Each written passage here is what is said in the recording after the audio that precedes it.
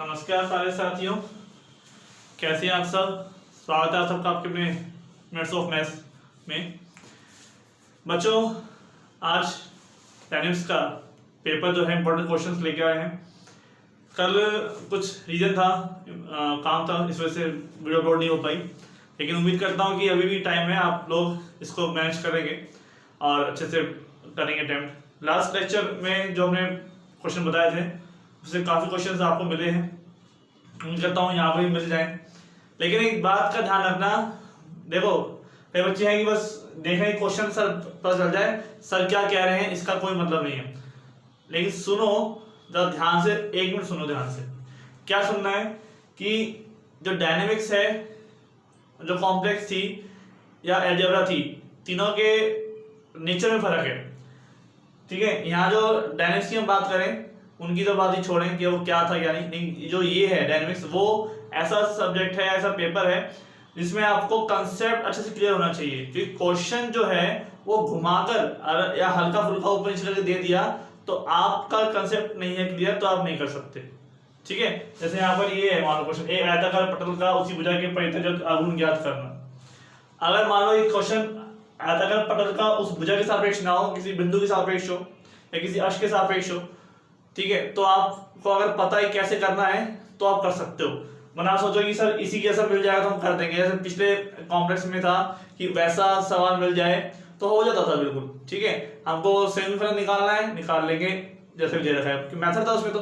ठीक है, इसमें मैथड नहीं है, इसमें कंसेप्ट खुद लगाने हैं कि कहाँ पर क्या चीज माननी है, क्या होना है।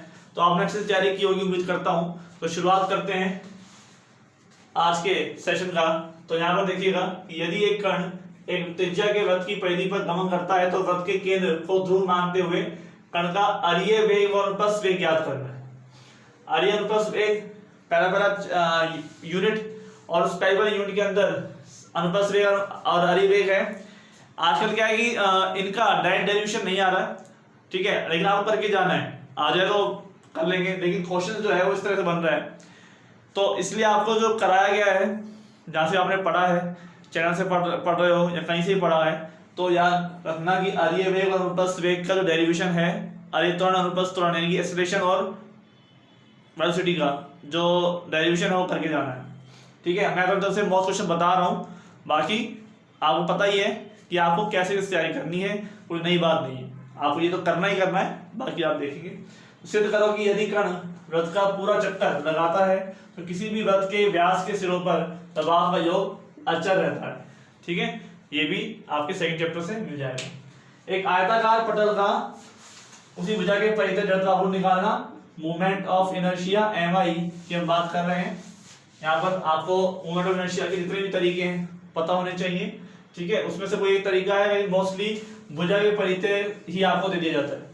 ठीक है, दो संख्याओं P और Q को पढ़ने और प्रिंट करवाने हेतु प्रवाह संचित्र यानी कि फ्लो चार्ट बनाइए। ठीक है, फ्लो चार्ट की हम बात कर रहे हैं ना। अगला है हमारे पास, एक कण एक वक्र में इस प्रकार चलता है कि इसके स्पर्श रेखीय तथा अविलंबित त्वरण सदैव समान रहते हैं और इसकी स्पर्श रेखा का कोणीय वेग अचर रहता है। पथ याद कीजिए, बहुत ही शानदार क्वेश्चन है, एग्जाम्पल है आपके उसमें कई बार आया हुआ है, इसलिए मैंने आपको बता दिया ये। ठीक है, डायनेमिक्स में जो भी चैप्टर आप तैयार कर रहे हैं ना, उसको अच्छे से तैयार कीजिएगा। ये नहीं कि 5 मिनट देखने के चक्कर में कुछ भी ना रहे। क्लियर, सी प्रोग्रामिंग आपसे हो जाती है तो बहुत बढ़िया है, और नहीं होती है तो नहीं करें, मैं जो नहीं दूंगा। ठीक है, आप जो 2 दिन कहें तो शायद आज कितनी 26 है, 28 का एग्जाम है, तो कल का दिन है, तो भैया जितना आपसे हो जाए, जितना आप बच जाए उतना ही करना है। एक्स्ट्रा अब तो उठाने की जरूरत नहीं है कि सर हमने पढ़ा नहीं था लेकिन अब हम देख लेते हैं, अब नया देखेंगे। ठीक है, वो उतना ही हो सकता है, बस जितना आपके पास टाइम है। ये ऊपर से देखने वाला सिस्टम नहीं है ना, ये ध्यान रखना। तो इसको आप नोट कर लीजिएगा।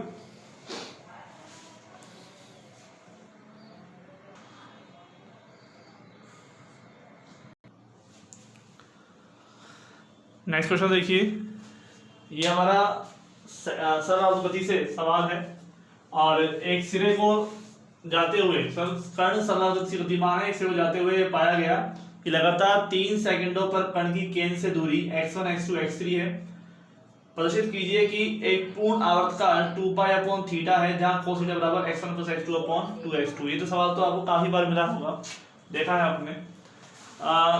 इसके बाद एक कण वृणावस्था से गुरुत्वाकर्षण के अधीन एक ऐसे माध्यम में होकर गिरता है जिसका प्रतिरोध उसके वेग के वर्ग के समानुपाती है, इसकी गति की विवेचना करो। इस तरह के सवाल हैं, इसमें आपको चार आर्टिकल आपको मिलेंगे। 2 आर्टिकल गिराने वाले हैं ऊपर से और 2 आर्टिकल नीचे से ऊपर फेंकने वाले हैं। ये चारों आर्टिकल आपको YouTube चैनल पर मेरे यहाँ आपको मिल जाएंगे और इनमें से चारों में से कोई एक जरूर आपको मिलेगा। चारों में अंतर नहीं ज्यादा, आपको सिर्फ स्टार्टिंग वाला जो प्रोसेस है ना वो समझना है, ठीक है। दो है, एक तो वेग के समानुपाती जब ऊपर फेंका जाता है, वेग के वर्ग के समानुपाती ऊपर फेंकने वाला, 2 बार गिराने वाला है, एक बार वेग के समानुपाती, एक बार वेग के वर्ग के समानुपाती, ठीक है। यहाँ पर क्या है, गिराने वाला है, गिरता है, तो आपको कैसे मिल सकता है। एक कण ऊर्ध्वाधर वृत्त के निम्नतम बिंदु से ऐसे वेग से फेंका जाता है जो उसे ठीक सर्वोच्च बिंदु तक ले जा सके, ज्ञात करो कि कण वृत्त को कहां छोड़ेगा, ठीक है। ये भी मोस्ट इंपॉर्टेंट सवालों में से आता है। और ध्रुव की ओर बल का नियम ज्ञात करो जिसके अधीन कोई कण L / r बराबर 1 + e cos थीटा को निर्मित करता है। ये बल का नियम निकालने का चैप्टर नंबर 7 जो JPH है हमारी, उसमें फर्स्ट क्वेश्चन जो है आपका, उसमें काफी सारे पार्ट्स हैं, इसका मतलब काफी इसी तरह के, जैसे ये जो नियम है, ये जो वक्र है वो चेंज कर दिया गया है, निकालने का तरीका सेम है, ठीक है। वो चीज आपको समझनी है। मैं इस पर एक वीडियो बनाने की सोच रहा हूँ कि आपको मैं वीडियो बना के दिखाता हूँ 4 सवाल तो इस तरह के करने वाले हैं, उसमें से आपको ये जरूर मिलेगा कि चैप्टर नंबर 7 में इसी तरह के सवाल मिलेंगे, या फिर मिलेगा आपको क्या, आपका जो केंद्रीय बल है उसको फाइंड करने का, जो अवकल समीकरण है, ठीक है। तो यहाँ पर आपको ये करना है, ठीक है। इसको आप नोट कर लीजिए, और कुछ क्वेश्चन है इंपॉर्टेंट वो नेक्स्ट उसमें ले लेते हैं, है ना।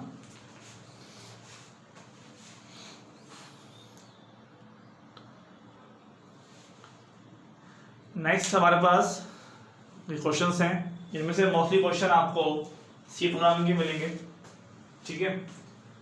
और सी प्रोग्रामिंग आपके आ रही है और या नहीं आ रही, इस बात का भी बच्चों को कंफ्यूजन है।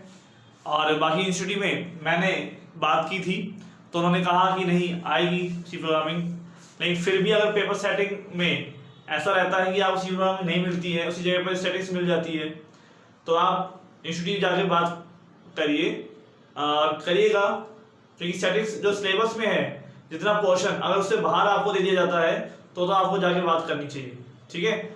हाँ, ऐसा है कि सी प्रोग्रामिंग उसमें दे रखी है और तब उन्होंने नहीं दी, ठीक है, लेकिन इसके अलावा जितने भी टॉपिक्स थे उसमें से सवाल आए हैं तो कोई दिक्कत नहीं है, ठीक है। लेकिन जो टॉपिक्स सिलेबस में मेंशन नहीं है उनमें से भी अगर क्वेश्चन अगर आ रहे हैं एग्जाम में तो दिक्कत है, आप जाकर वहां पर इंस्टीट्यूट बात कीजिएगा अगर ऐसा होता है तो, क्योंकि आप सिलेबस में से टॉपिक्स छोड़ सकते हैं, यानी क्वेश्चन नहीं आए ये चल सकता है, लेकिन ऐसा कभी नहीं होना चाहिए कि सिलेबस में ही नहीं है और सिलेबस से बाहर से क्वेश्चन मिल रहे हैं आपको, ठीक है।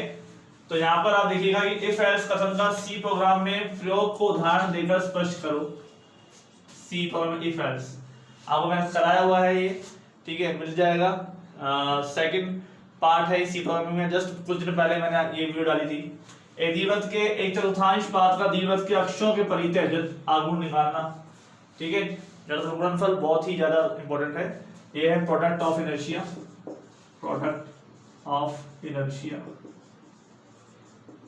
ठीक है। किसी दी हुई संख्या का क्रमणित मान ज्ञात करने की क्रम विधि का मतलब होता है एल्गोरिथम, ठीक है। और ऑपरेटर क्या है, ऑपरेटर सी भाषा में सम्मिलित भिन्न प्रकार के ऑपरेटर का वर्णन करो, ऑपरेटर भी आपको पढ़ने हैं उसमें से ना। साधारण ब्याज ज्ञात करने के लिए सी प्रोग्राम लिखो और एक दी गई पूर्णांक संख्या में प्रयुक्त अंकों का योग ज्ञात करने हेतु व्हाइल लूप का प्रयोग करते हुए सी प्रोग्राम लिखो। तो सी प्रोग्राम जिन बच्चों ने पहले नहीं सीखा है वीडियो से वो तो ना ही सीखे, बाकी स्टार्टिंग के जो लेक्चर्स हैं जिनमें आपको एल्गोरिथम बनाना है, फ्लोचार्ट बनाना है, वो सीख ले जरूर, क्योंकि वो क्वेश्चन जो है 2-2 नंबर के वो आपको जैसे इसमें मिल जाएंगे 3-3 नंबर के सवाल, तो तो आपका काम उसमें बन जाएगा। ठीक है, बड़े क्वेश्चनों में आपसे अगर नई सी प्रोग्रामिंग पहले प्रैक्टिस करी है आपने तो थोड़ा मुश्किल रहेगा ना। तो जितने भी है एल्गोरिथम निकालना, सी प्रोग्रामिंग लिखना, ये काफी इजी है सी प्रोग्रामिंग का। तो ऐसे क्वेश्चन तो आपको करने हैं। क्लियर, एक दो बार वीडियो देखोगे हो जाएगा काम। तो इस क्वेश्चन से आपके जिसमें से आने की क्वेश्चन उम्मीद है, और हम चाहते हैं कि इनमें से आए जिससे आपको लगे कि हाँ हमें कुछ फायदा मिला है इसका। बाकी तो जैसी किस्मत है आपकी। ठीक है भाई, हम कुछ नहीं कह सकते इस बारे में। चलिए, जो पेपर सेटिंग करने वाला है उसका क्या मूड है, उसके कहाँ से करवाए हैं यूनिवर्सिटी ने, वो जानते हैं।